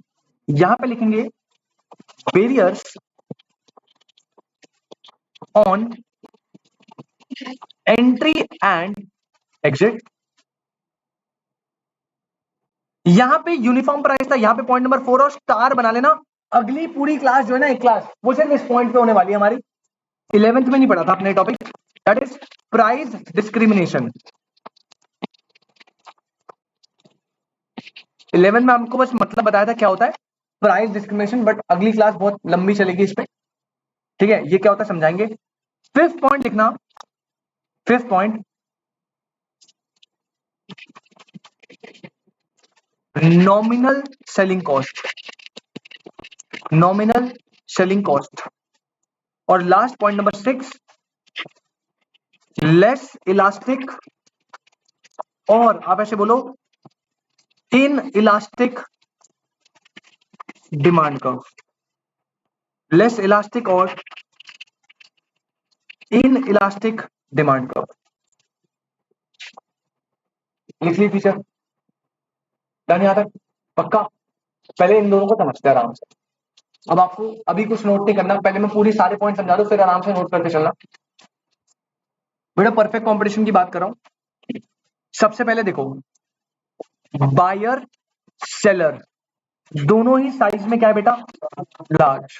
मतलब एक ऐसी मार्केट जहां पे खरीदने वाले भी बहुत सारे हैं, बेचने वाले भी बहुत सारे हैं। अब इसका इंपैक्ट देखना, इंपैक्ट पता है क्या पहुंचता है, इंप्लीकेशन ये निकल कर आती है, क्या एक सिंगल सेलर या फिर एक सिंगल बायर मार्केट में कोई भी अफेक्ट कर सकता है। एक सिंगल बायर कहे भाई मैं तो 10 रुपए में नहीं खरीदूंगा, 5 कर मेरे लिए, सेलर कर देगा, कहेगा भाई तेरे जैसे तो 36 आते हैं डेली। क्योंकि बायर और सेलर क्या है, लार्ज है ना। तो अगर एक सिंगल बायर खरीदने से मना कर दे या एक सिंगल सेलर बेचने से मना कर दे, तो क्या डिमांड सप्लाई प्राइस किसी चीज पे इफेक्ट पड़ेगा, नहीं। तो यहां पे single buyer oblique seller can not affect the market, can not affect the market, ये इसकी इंप्लीकेशन है। परफेक्ट कॉम्पिटिशन में एक सिंगल बायर या सिंगल सेलर मार्केट को कोई भी तरीके से अफेक्ट नहीं कर सकता, ना प्राइस को, ना डिमांड को, ना सप्लाई को। ये बात समझ आती है। अगर नेक्स्ट फीचर देखो आप, बेटा प्रोडक्ट कैसा है, होमोजीनियस। प्रोडक्ट जो है होमोजीनियस है। यार आपने बचपन में पढ़ा होगा होमोजीनियस क्या होता है, जो आइडेंटिकल सिमिलर होते हैं। पढ़े homogeneous solution, heterogeneous solution. Homogeneous का मतलब जो आप आइडेंटिकली सिमिलर है, सिमिलर होने का मतलब टेस्ट में, पैकेजिंग में, प्राइसिंग में, हर चीज में सेम है। अब होमोजीनियस प्रोडक्ट होने से चीज ये निकल कर आती है कि परफेक्ट कंपटीशन में हमेशा परफेक्ट सब्स्टिट्यूट अवेलेबल होता है। क्या अवेलेबल होता है बेटा, परफेक्ट सब्स्टिट्यूट अवेलेबल होता है। अरे भाई जैसा प्रोडक्ट सेलर 1 दे रहा है, same ditto copy paste, packaging, taste, सब चीजों में सेलर 2 भी दे रहा है। तो जो गुड है वो कैसा है, परफेक्ट सब्स्टिट्यूट। गुड कैसा है, परफेक्ट सब्स्टिट्यूट। ये सेकंड पॉइंट, ये समझ आता है। थर्ड पॉइंट देखना, स्टार भी बनाया था इसको। तो थर्ड पॉइंट कह रहा है फर्म के लिए एंट्री और एग्जिट हमेशा कैसी होगी, फ्री। ठीक है। अब इसमें ना इंप्लीकेशन पता क्या है, ब्रैकेट में लिखना। 2 पॉइंट लिखवाऊंगा, पहला पॉइंट लिखवा रहा हूं इसमें, firm will always earn normal profit, firm will always earn normal profit in long run. Long run में फर्म हमेशा नॉर्मल प्रॉफिट, अंडरलाइन कर लेना, नॉर्मल प्रॉफिट अर्न करेगी। और ये थंब रूल है, जिस भी मार्केट में एंट्री और एग्जिट फ्री है, लॉन्ग रन में नॉर्मल प्रॉफिट आता है हमेशा। अब सर ये बिल्कुल समझ नहीं आया आप क्या बोले, बेटा समझना। यहाँ पे ना मुझे कुछ वॉलंटियर्स की जरूरत है, जहरीले वॉलंटियर्स। तुम चारों लास्ट एग्जाम्पल में भी बने थे ना, तुम चारों है ना, ऐसे बनता हूँ। हाँ भाई नाम बताओ फटाफट, एक पहले भाई आप नाम बता दो। अभिषेक, ये भाई हमारे अभिषेक भाई है। अभिषेक भाई बुरा नहीं मानना, ठीक है ना, मान जाता है। हाँ तूने लास्ट टाइम भी बोला था दिल पे लेता है। ये हमारे अभिषेक भाई है। अभिषेक भाई बेटा बहुत बढ़िया बंदे हैं, पढ़ाई वढ़ाई कर रहे हैं, फाउंडेशन पेपर मस्त एकदम निकल गए, आपको पता है फाउंडेशन और रिजल्ट के बीच में गैप आता है, तो भाई ने डिसाइड करा कि अपन इनकम जनरेट करेंगे, और भाई ने एक अपॉर्चुनिटी देखी। अभिषेक भाई ने देखा कि जो कालका जी का एरिया है ना बेटा, वहां पे ना वेजिटेबल की रेडी वाला नहीं है कोई। अभिषेक भाई ने देखा भाई अपॉर्चुनिटी है ना, अभिषेक भाई बुरा नहीं मानना, एग्जाम्पल दे रहा है। हाँ, अभी शोरूम, अभिषेक भाई ने देखा कि यार जो इन्होंने अपने घर पे प्रॉब्लम देखी, यार मेरी फैमिली में ना मेरे मदर को सब्जी लेना बहुत दूर जाना पड़ रहा है। इन्होंने ऐसा नोटिस करा कि यार, इन्होंने सोचा अगर मैं यही वाला मामला यहाँ पे घर पे आके डिलीवर कर दूं, दे दूं, तो मैं तो अच्छा खासा प्रॉफिट कमा सकता हूँ। तो भाई इन्होंने डिसाइड करा कि मैं जो है एक वेजिटेबल की मस्त करके रेडी लगा दूंगा, और उसमें भाई साहब मस्त करके वेजिटेबल बेचूंगा। अब ये भाई वेजिटेबल की रेडी नहीं भाई, कालका जी में भगा रहा भाई, इधर उधर खींचता हुआ ले जा रहा है, जो सामने आ रहा है उड़ा दे रहा है, आवाज लगा रहा है भाई, तेज तेज लुट गया माल, लुट गया 10 रुपए किलो, ऐसी आवाज है। अब क्योंकि भाई अपॉर्चुनिटी इतनी अच्छी थी, क्योंकि पूरे कालका जी एरिया इतना बड़ा, अब इसमें कोई वेजिटेबल वाला बंदा नहीं है, सबको मार्केट जाना पड़ रहा है यहाँ पे, अब ये घर आके डिलीवरी देगा, तो क्या इसका बिजनेस चलेगा बेटा? मस्त लेवल का चलेगा ना? कैसा प्रॉफिट होगा, नॉर्मल या अब नॉर्मल? अब नॉर्मल। इनिशियल स्टेजेस में इस भाई को अब नॉर्मल प्रॉफिट होगा। भाई साहब ये बहुत तगड़ा पैसा कमा रहा है, इसका भाई टर्नओवर हो गया 10 लाख रुपए महीना। इसका दोस्त यहाँ बगल में, भाई नाम क्या आपका? हाँ, करण। करण भाई इंटर के लिए पढ़ाई करा था, उसने देखा भाई ये तो पैसा कमा रहा है, ये रेडी लेके भग रहा है, पीछे से नोट गिर रहे हैं भाई इसके, तो पैसा ज्यादा हो गया ना। तो करण भाई ने पूछा भाई आजकल क्या कर रहा है? इसने बोला भाई साहब मैंने तो ये वाला काम कर लिया। तो इसने हिसाब लगाया कि यार सीए का पैकेज भी इतना ही होता है, इसका दिन का टर्नओवर भी इतना ही है। कह रहे सही है, काम करते हैं। इंटर के पेपर के बाद भी छुट्टियां पड़ने वाली है, तो इसने डिसाइड करा कि मैं भी इसी बिजनेस में क्या करूंगा, एंटर हो जाऊंगा। अब क्या एंटर करने के लिए कोई रिस्ट्रिक्शन है बेटा? क्योंकि मार्केट है परफेक्ट कंपटीशन, और परफेक्ट कंपटीशन में कैसी होती है एंट्री?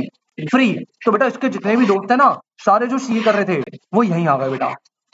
और अब इस कालका जी के एरिया में, जहां पहले सिर्फ अभिषेक भाई की रेडी लगती थी, अब देख रहे हो आप कितनी सारी रेडी लगती, 1 2, अबे रेडी, हाँ ये हैंडल है रेडी का, जिससे पकड़ के तू भगाएगा, ठीक है।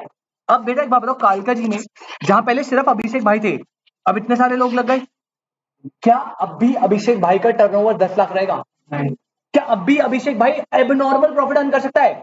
Not possible. क्यों? क्योंकि सर अब लोग, कंपटीशन ज्यादा बढ़ गया ना, क्योंकि एंट्री तो फ्री है, सारे लोग आ गए, और जब सारे लोग आ गए तो पहले होता था अभिषेक भाई पूरा कालका जी कवर कर रहे हैं, अब ब्लॉक बढ़ गए कि इतना ब्लॉक ये करेगा, इतना ब्लॉक यहाँ, इतना ब्लॉक यहाँ, और इससे क्या हो गया ना, इसका जो अबनॉर्मल प्रॉफिट है वो अब सबको कन्वर्ट होके क्या मिल रहा है? Normal profit. क्या मिल रहा है बेटा? लेकिन प्रॉफिट तो प्रॉफिट है, तो सबने देखा यार प्रॉफिट तो बिजनेस में है, तो एक काम करो, और लोग एंटर हुए, क्योंकि एंट्री क्या है? फ्री। और एक टाइम ऐसा है जब इतनी ज्यादा एंट्री हो गई, इतना ज्यादा कंपटीशन हो गया, इतने ज्यादा लार्ज नंबर ऑफ सेलर हो गए कि ये नॉर्मल प्रॉफिट नेक्स्ट स्टेज में कन्वर्ट हो गया नॉर्मल लॉस में। किसमें कन्वर्ट हो गया बेटा? नॉर्मल। क्योंकि इतने ज्यादा लोग आ गए कि भाई कॉस्टिंग ज्यादा आने लग गई, सेल इतनी होनी थी, नॉर्मल लॉस हो गया। अब जैसे ही नॉर्मल लॉस इनकर हुआ, तो जैसे एंटर होना फ्री था, एग्जिट होना भी तो फ्री है, तो भाई कुछ लोगों ने क्या कर दिया? एग्जिट ले ली मार्केट से, क्योंकि एग्जिट क्या है? फ्री। तो घूम फिर के ये नॉर्मल लॉस किस में कन्वर्ट हो गया? इसका मतलब जहां पे भी एंट्री और एग्जिट फ्री होगा ना, अगर मैं लॉन्ग रन के टर्म्स में देखूं, लॉन्ग रन में, तो फर्म हमेशा कैसा प्रॉफिट कमाएगी? Normal profit. एमसीक्यू में याद रखना, जहां पे भी फ्री एंट्री एंड एग्जिट है, लॉन्ग रन में, शॉर्ट रन की बात नहीं कर रहा, शॉर्ट रन में अब नॉर्मल प्रॉफिट हो सकता है, नॉर्मल प्रॉफिट हो सकता है, नॉर्मल लॉस भी हो सकता है, लेकिन लॉन्ग रन में हमेशा क्या होगा? नॉर्मल प्रॉफिट, क्योंकि एंट्री और एग्जिट क्या है? फ्री। ये बात समझ आती है यहां तक? एकदम क्लियर है? फिर से रिपीट करो, perfect competition, large number of buyer and seller, single buyer और सेलर मार्केट को अफेक्ट नहीं कर सकता। प्रोडक्ट कैसा होगा? होमोजीनियस। प्रोडक्ट कैसा होगा? यानी मार्केट में कैसा सब्स्टिट्यूट है? Perfect substitute. थर्ड, एंट्री और एग्जिट क्या है बेटा? फ्री। क्योंकि एंट्री और एग्जिट फ्री है, तो लॉन्ग रन में फर्म हमेशा क्या लेगी? Normal profit. अब इंपॉर्टेंट बात, अगर आप स्टार्टिंग के 3, 1 2 3, इन 3 फीचर्स को फुलफिल कर देते हो, आप बन जाते हो प्योर कंपटीशन। उसे क्या बोलते हैं? Pure competition. और प्रैक्टिकल लाइफ में सिर्फ यही एग्जिस्ट करता है, परफेक्ट कंपटीशन जैसी कोई भी चीज मार्केट में नहीं होती बेटा। परफेक्ट कंपटीशन एग्जिस्ट नहीं करता, सिर्फ क्या होता है बेटा, प्योर कंपटीशन। तो आपको वेजिटेबल के एग्जांपल दिए होंगे, आपकी मैम ने मिल्क के एग्जांपल दिए होंगे, वो सारी की सारी प्योर कंपटीशन होती थी। अब इसके बाद की कंडीशन फुलफिल करना ना इम्पॉसिबल है, मैं आपको बताऊंगा अभी कैसे। बट अभी आप याद रखो, यहाँ पे सेकंड पॉइंट लिख लो, जो नोट के लिए स्पेस छोड़ा था, लिखो if only above 3 points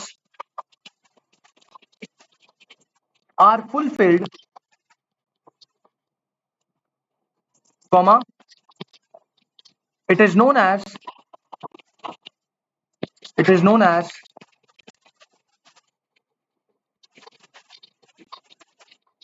pure competition. और प्रैक्टिकल लाइफ में प्योर कंपटीशन ही एग्जिस्ट करता है। सर परफेक्ट कंपटीशन का प्लीज एक एग्जांपल दे दो ना। फिर देखो वैसे तो परफेक्ट कंपटीशन का कोई एग्जांपल है नहीं, बट अगर मुझे बनाना है तो आप ऐसे समझो, डोमिनोज पता है ना आपको, डोमिनोज क्या पिज्जा पूरे वर्ल्ड में सिर्फ डोमिनोज बनाता है? नहीं सर, कितने सारे हैं, शिकागो स्लाइस है, पिज्जा हट है, और लापिनोज भी है, और आपके बाहर नॉर्मल लोकल लेवल पे भी कोई होगा। मैं अज्यूम करता हूं कि पूरे वर्ल्ड में डोमिनोज ही सिर्फ एक पिज्जा सेलर है पूरे वर्ल्ड में, अजम्पशन ले रहा हूं, ऐसा है नहीं। अब ये परफेक्ट कॉम्पिटिशन हो गया, ऑल्दो ऐसा है नहीं। अब देखो, बायर तो लार्ज है, सेलर भी क्या होंगे, लार्ज। भाई अलग अलग बंदे फ्रेंचाइजी ले लेते हैं ना डोमिनोज की, प्रोडक्ट कैसा होता है वहां पे, होमोजीनियस। अगर आप मालवीय नगर के डोमिनोज में जाओगे और लाजपत नगर के डोमिनोज में जाओगे, कालकाजी के डोमिनोज में आओगे, डिफरेंस हो जाएगा। पैकेजिंग सेम होगी, टेस्ट भी ऑलमोस्ट सेम होगा, प्राइसिंग भी क्या होगी, सेम। एंट्री और एग्जिट कैसी होगी, फ्री। अब यहां देखो बेटा, फोर्थ पॉइंट हो जाता है यूनिफॉर्म प्राइस। आप देख रहे हो, कभी भी आप किसी भी डोमिनोज चले जाओगे, प्राइसेस क्या रहेंगे, हमेशा सेम, यूनिफॉर्म रहेंगे। अब समझना फिफ्थ पॉइंट, इसकी वजह से ना इम्पॉसिबिलिटी हो जाती है कि क्यों परफेक्ट कॉम्पिटिशन एग्जिस्ट नहीं करता। फिफ्थ पॉइंट है perfect knowledge about the market. Buyer और सेलर को मार्केट की कैसी नॉलेज है, परफेक्ट। अब समझना कैसे। बेटा इनका नाम क्या था, अबे इसका इसका ये ट्विन की बहन, हाँ, तनीषा। तनीषा, बेटा आपको एक दिन तनीषा की स्टोरी बताता हूँ। इसने मुझे बताई, तुम्हें नहीं बताई, मैं इससे बताया था। एक दिन तनीषा ना बेटा, अब बताना किसी को, एक दिन तनीषा ना बेटा, दिल्ली के हो ना तुम, दिल्ली में रहते ना, दिल्ली में रहती है। एक दिन तनीषा ना ऐसे मनाली मसूरी गई थी। अब याद है ना, डोमिनोज पूरे वर्ल्ड में क्या है, एक है, सेम पिज्जा सेलर। तो ये ना एक दिन मनाली मसूरी की साइड गई थी, तो ये गई भैया, ये जाते ही डोमिनोज में कह रही पिज्जा खाऊंगी मैं, कह रही भैया एक काम करो, एक ना फार्म हाउस पिज्जा दे दो। क्या भैया ने बोला कौन सा पिज्जा, तो इसने बोला एक मीडियम फार्म हाउस दे दो भैया, बढ़िया सा बना देना, चीज वीज डाल देना एक्स्ट्रा एक्स्ट्रा। कह रहे हाँ भैया डाल दी। फिर भैया ने इससे पूछा कि आप दीदी कहाँ से आए हो, इन्होंने बोला दिल्ली से आई हूँ मैं, फालतू मत बोलियो, ठीक है। तो उसने बोला अच्छा अच्छा। फिर इसे समझ आ गया भाई ये तो बाहर की है, तो इसको भाई ढंग से इसका बिल बना देते तगड़ा वाला। बेटा फार्म हाउस पिज्जा था 300 रुपए का।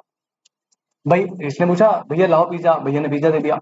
तो तनीषा ने बोला कि भैया कितने रुपए हो गए, तो उसने बोला दीदी आपके ना 500 रुपए हो गए। भाई तनीषा चक्कर आ गए, तनीषा को, कह रही भैया पागल हो क्या, कह रही 500 चाटे मारूंगी आपके, कह रही आपको पता नहीं है दिल्ली में बदमाश हूँ मैं बहुत बड़ी। कह रही 500 रुपए, कह रही दिल्ली में ना डोमिनोज है हमारे यहाँ भी, हमारे यहाँ भी मिलता है, पता है आपको 300 रुपए का मिलता है।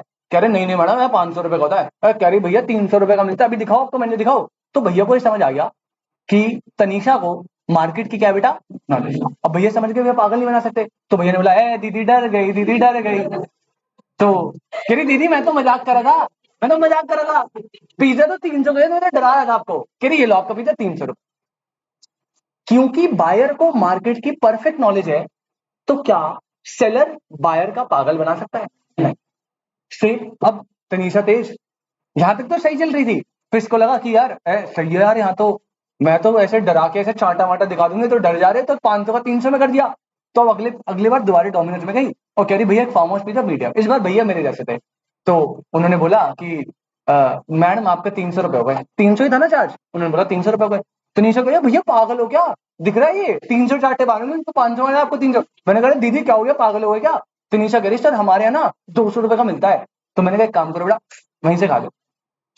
भाई एज अ सेलर मेरे को भी तो मार्केट की परफेक्ट नॉलेज है, मुझे भी तो पता है डोमिनोज का फार्म हाउस पिज्जा मीडियम कितने का आता है, 300।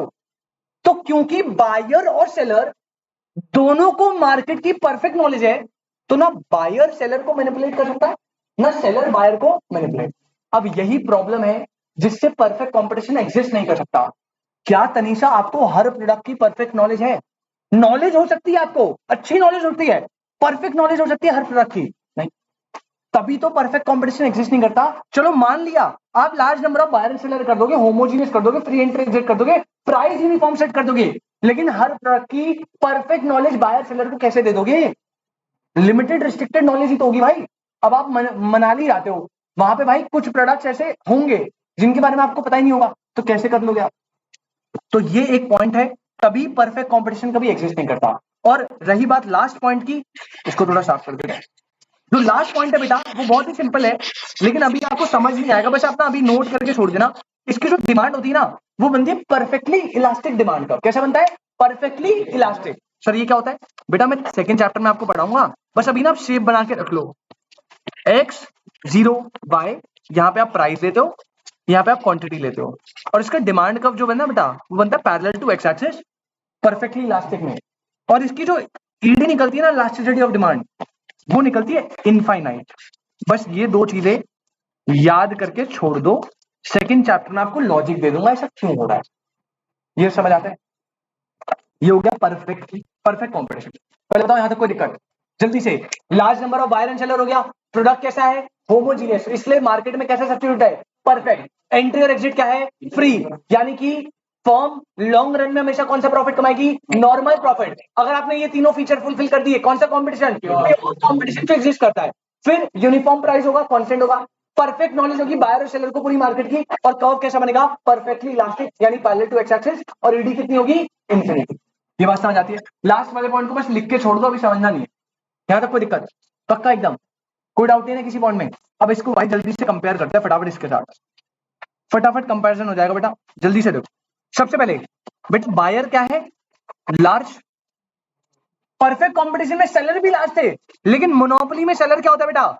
सिंगल, इकलौता पर्सन है जो बेच रहा है। अब क्योंकि इकलौता पर्सन है, तो जो वो गुड बेच रहा है उसका कोई भी क्लोज सब्स्टिट्यूट मार्केट में अवेलेबल नहीं है। इंडियन रेलवे का सब्स्टिट्यूट अवेलेबल है, बसेस भी तो चल रही है, फ्लाइट भी चल रही है, बट कोई क्लोज सब्स्टिट्यूट नहीं है। मतलब अगर आप बसेस में जाओगे तो आपकी जर्नी थोड़ी ऐसे खराब रहेगी, एक्सपीरियंस अच्छा नहीं होता ना, हेक्टिक होता है काफी, कॉस्ट ठीक रहेगी। फ्लाइट में जाओगे तो जर्नी अच्छी रहेगी, बट कॉस्ट क्या होगी? बहुत ज्यादा हाई।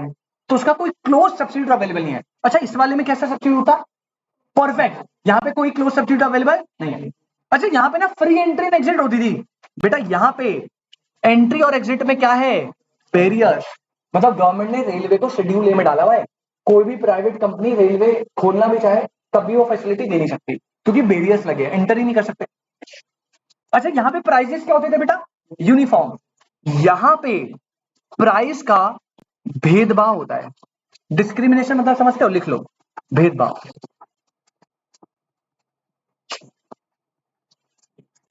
भेदभाव मतलब, भेदभाव करने का मतलब है जो सेलर है वो सेम गुड के लिए अलग अलग बायर से अलग अलग प्राइस चार्ज कर सकता है। जैसे इंडियन रेलवे करती है, छोटे बच्चों का अलग टिकट होता है, बड़े जो मेजर होते हैं उनका अलग टिकट होता है, सीनियर सिटीजन में वो डिस्काउंट देती है।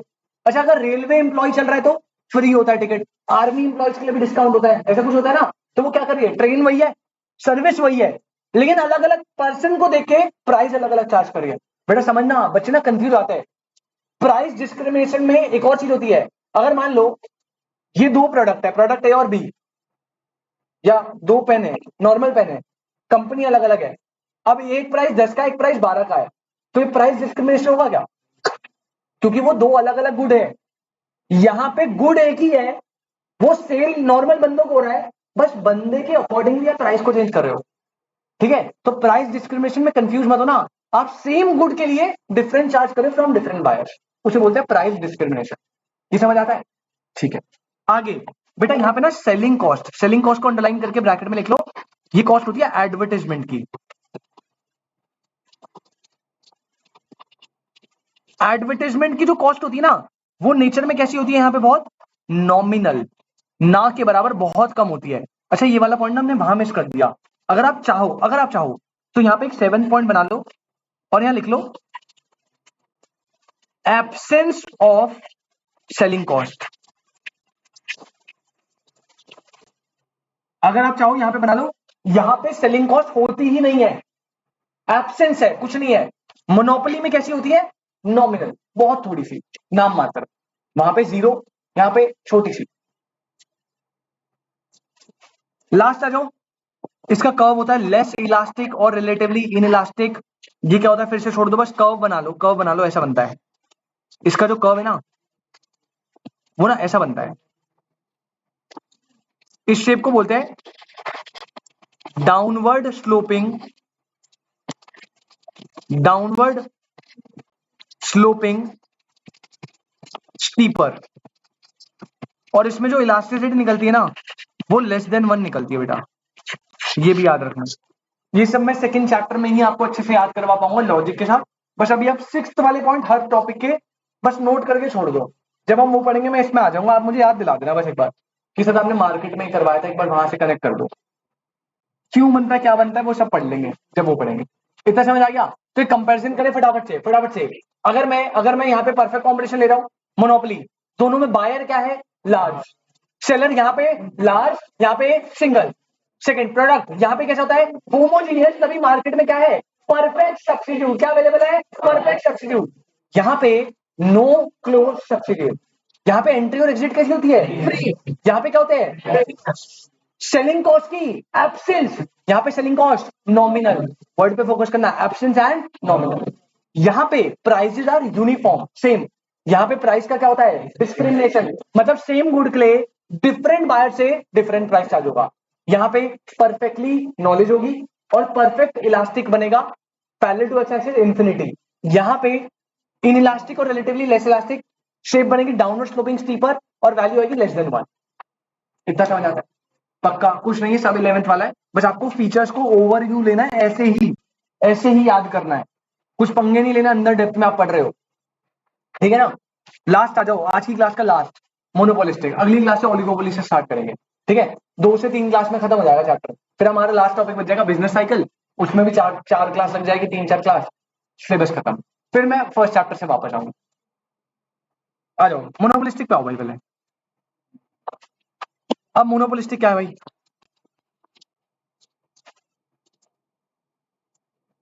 बट मोनोपोलिस्टिक में ना परफेक्ट जैसा ही होता है। परफेक्ट में large number of buyer seller होते हैं, यहां पे भी होता है। डिफरेंस क्या होता है? परफेक्ट कंपटीशन में हम ना होमोजीनियस प्रोडक्ट देते हैं ना, मोनोपोलिस्टिक में हम हेट्रोजीनियस प्रोडक्ट देते हैं। सोप की इंडस्ट्री देखिए, सोप साबुन होता है ना, साबुन में large number of buyer, large number of seller है, लेकिन प्रोडक्ट कैसा होता है? हेट्रो। पैकेजिंग सेम होती है सबकी, डेटॉल की पैकेजिंग अलग है, लाइफ बॉय की अलग है, लक्स की अलग है ना? अलग अलग क्वालिटीज होती है। अच्छा, डेटॉल का प्राइस और लाइफ बॉय का प्राइस सेम होता है क्या? तो वो प्राइस डिस्क्रिमिनेशन है, वो प्राइस डिस्क्रिमिनेशन नहीं है। क्योंकि भाई डेटॉल पता है क्या बोल रहा है? डेटॉल कह रहा है मेरा साबुन तो आपको 99% जर्म से प्रोटेक्ट कर रहा है, इसलिए मैं 5 रुपए ज्यादा ले रहा हूं। तो वो क्वालिटी अलग करके तब प्राइस चार्ज कर रहा है ना। लेकिन मोनोपोली में क्या होता था? यही है भाई, यही गुड है, इसको 5 रुपए में, इसको 10 रुपए में, दिस इज प्राइस डिस्क्रिमिनेशन। लेकिन यहाँ पे तो प्रोडक्ट ही अलग है।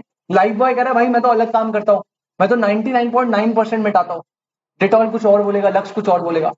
तो मोनोपोलिस्टिक कंपटीशन में एग्जांपल आप लिख लो, आप ले लो, सोप हो गया, मोबाइल फोन्स हो गए, एक्सेट्रा। फीचर्स लिखो इसके बेटा।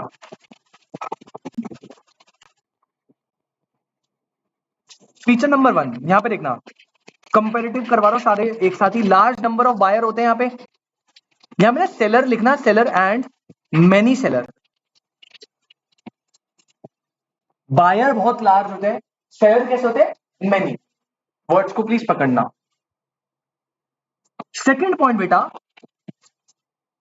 अगर आप लोगों को डेटॉल साबुन नहीं दिया एक दिन मम्मी ने नहाने के लिए, तो बेटा आप नहाओगे नहीं। नहा लोगे, किससे नहा लोगे? लाइफ बॉय, लक्स से नहा लोगे, है ना? किसी से भी नहा लोगे। अच्छा लक्स हटा दो, लाइफ बॉय से नहा लोगे, पतंजलि से नहा लोगे, कोई प्रॉब्लम तो नहीं है ना? अच्छा मतलब मार्केट में कैसा सब्स्टिट्यूट है? क्लोज। परफेक्ट नहीं है, परफेक्ट तो सेम ही हो जाएगा। ऐसा भी नहीं कि क्लोज सब्स्टिट्यूट अवेलेबल नहीं है। कैसा सब्स्टिट्यूट है? लिखो, क्लोज सब्स्टिट्यूट अवेलेबल। हाँ जी, हाँ जी बेटा, वो ओलिगोपोली होती है, ओलिगोपोली में आती है, वो ये नहीं होती।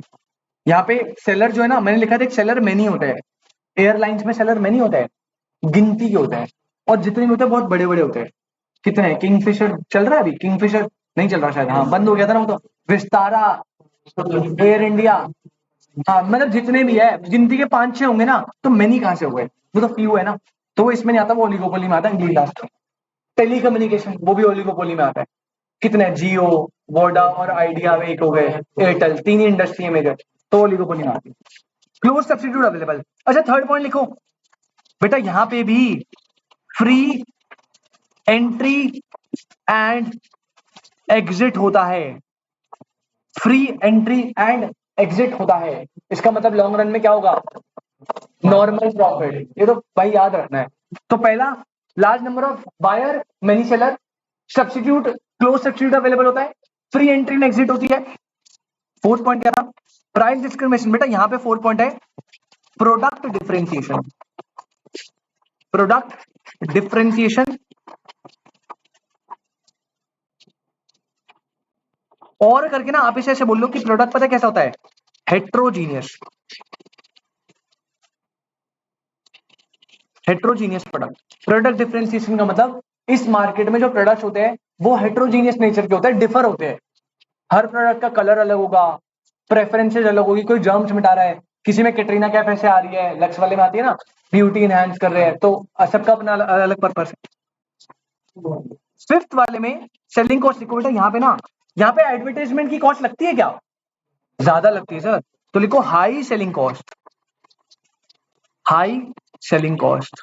और लास्ट इसका जो डिमांड का होता है बेटा, वो होता है highly elastic, highly elastic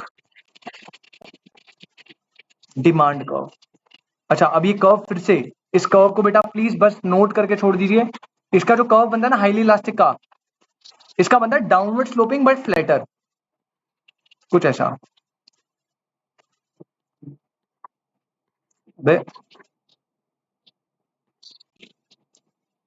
downward sloping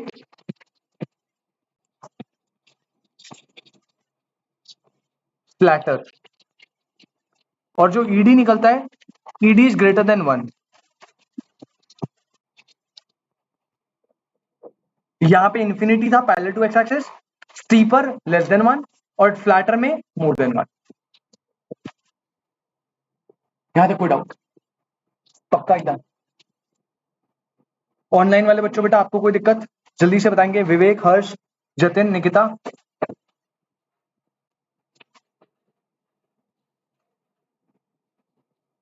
तो तीनों को कंपैरिजन अगर आप करो, बड़ा सिंपल है, बायर तीनों में लार्ज थे, seller large, single, many. Product यहाँ पे होमोजीनियस तो परफेक्ट सब्स्टिट्यूट है, no close substitute, close substitute. Free entry and exit की बात करें, यहाँ पे फ्री थी, यहाँ पे बेरियर्स, यहाँ पे भी फ्री। सेलिंग कॉस्ट की यहाँ पे एब्सेंस थी, नॉमिनल हाई। और क्या था? प्राइजेस, यहाँ पे था यूनिफॉर्म प्राइस होंगे, यहाँ पे था प्राइस में क्या होगा? डिस्क्रिमिनेशन। और यहाँ पे होता है प्रोडक्ट डिफरेंशिएशन, मतलब बायर जो है और सेलर जो है वो प्राइस तो अलग चार्ज करते हैं, बट वो प्राइस अलग क्यों चार्ज कर रहे हैं? क्योंकि उनका प्रोडक्ट क्या है? डिफरेंट है, इस बेसिस पे वो चार्ज कर रहे हैं। ठीक है। डिमांड कब की बात करें, यहाँ पे बनता है perfectly elastic, parallel to x axis, value होती है इन्फिनिटी। यहाँ पे इन इलास्टिक या लेस इलास्टिक, स्टीपर बनता है लेस देन 1, यहाँ पे बनता है फ्लैटर मोर देन 1, इलास्टिक और हाईली इलास्टिक, कुछ भी बोलो। क्लियर है एकदम? तो बेटा ये तीन फॉर्म ऑफ मार्केट हमने देख ली है। अगली क्लास में हम आपके साथ चर्चा करेंगे ओलिगोपोली पे। ठीक है, ओलिगोपोली पे थोड़ा सा लंबा चौड़ा मामला है, पहले फीचर बताऊंगा, फिर टाइप बताऊंगा, उसका कर्व भी अलग बनता है। तो ये तीन टॉपिक ओलिगोपोली की करने। और यहाँ पे ना एक पॉइंट हमने पढ़ा था, प्राइस डिस्क्रिमिनेशन, याद है? इस टॉपिक पे मुझे बहुत डिस्कशन करना है। तो अगली 2 क्लास, एक ओलिगोपोली पे जाएगी, प्राइस डिस्क्रिप्शन पे जाएगी, फिर कर्व्स पे जाएगी, 3 से 4 क्लास लगा के चलो। पहले बताओ यहाँ तक कोई दिक्कत? एकदम क्लियर है? सब आपने 11th में पढ़ा है, बस थोड़ा सा अब अपग्रेड जाएगा अगली क्लास से जो होना। मैंने बस एक थोड़ा सा रिकॉल दे दिया। आज के लिए इतना ही बेटा, मिलते हैं आपसे नेक्स्ट क्लास। चलिए बेटा, ऑनलाइन वाले बच्चों मिलते हैं आपसे next class. Tata bye bye.